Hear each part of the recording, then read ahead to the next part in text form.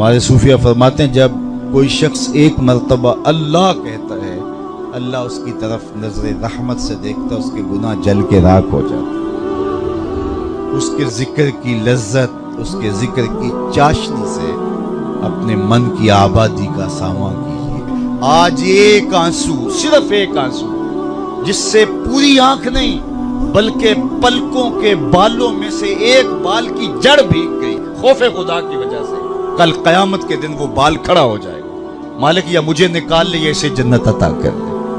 اللہ اکبر۔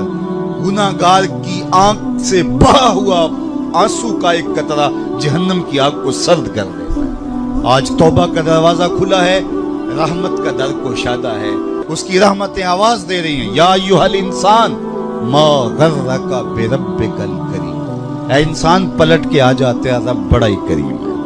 مجھے بتائیے کوئی یوں بھی آواز دیتا ہے؟ مالک کی رحمتیں آواز ہے، یا ایھا الانسان ما غرک بربک الکریم۔ کیوں مغرور پھرتا ہے؟ کیوں مغرور تکبر سے بھرا ہوا پھرتا ہے؟ کیوں مسجد کے قریب سے نظریں چرا کے گزر جاتا ہے؟ پنج گانا صدائے دل نواز اذان کی آتی ہے، حی علی الصلاۃ حی علی الفلاح، کیوں آنکھیں اور کان بند کر لیتا ہے؟ آجا پلٹ کے اس کی رحمت پہ، آجا۔ ما غرک بربک الکریم، وہ کریم ہے، 70 ماؤں سے زیادہ پیار کرتا۔ آجا، کل تو آنا ہی آنا ہے، پھر جو کفن میں منہ چھپا چھپا کے آتا پھر اچھا نہیں ہے کہ جو ہے وہ آج کھلے منہ آجا، پھر جو لوگ اٹھا کے لائیں گے میرے در پہ، اچھا نہیں ہے کہ اپنے قدموں سے چل کے آجا۔ ما غرک بربک الکریم۔ مجھے بتائیے ایسا بھی کوئی پیار دیتا ہے؟ یہ کس کو آواز دی جا رہی؟ جو بھاگا ہوا، جو مالک کی دہلیز چھوڑ کے جا رہا ہے، سرکش، متمرد، باغی، اس کو آواز دی جا رہی ہے، آجا آجا پلٹ کے، میری رحمتیں تجھے باہوں میں سمیٹ لیں گی، آجا میرے بندے۔ اللہ اکبر۔ ساری دنیا کا شہد نچوڑ دو، اتنی مٹھاس نہ ہو جتنی ان لفظوں کے اندر رکھی گئی، اور ذرا لفظوں کا جمال دیکھیے، ما غرک بربک الکریم۔ او بھاگنے والے، آجا، تو نے کسی غیر کے پاس نہیں آنا، جس کے پاس آنا ہے وہ تیرا رب لگتا ہے۔ اللہ اکبر۔ پھر کہا الکریم، رب بھی کریم۔ پھر آگے فرمایا الذی خلقک کا، وہ رب جس نے تجھے پیدا کیا۔ دیکھ تیرا اس کا رشتہ کتنا گوڑا ہے، وہ تیرا خالق لگتا ہے۔ ماں بندے بچے سے کتنا پیار کرتی ہے، اللہ اکبر۔ اس کے پیار کو کسی ترازو پہ تولا جا سکتا ہے؟ کہتے ہیں سمندر کی پاتال تک تو شاید کوئی پہنچ گیا ہو، لیکن ماں کے پیار کا کنارہ آج تک کسی کو نہیں ملا۔ ماں جب بولتی ہے تو اس کے لہجے میں جبریل بولتا ہے، ماں جب مسکراتی ہے تو لگتا ہے جنت کی ساری کلیاں کے لٹی۔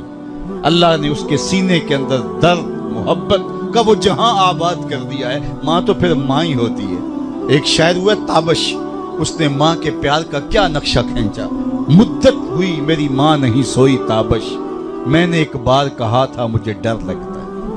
ایک بار میں نے کہا تھا امی مجھے رات کو ڈر لگتا ہے، میری ماں آج تک اسی خیال میں رہتی ہے میرے لال کو کہیں ڈر نہ لگ رہا۔ اولاد کے لیے ماں کے سینے کی تڑپتی ممتا، محبتوں کا آباد جہان، ماں پھر ماں ہی ہوتی ہے۔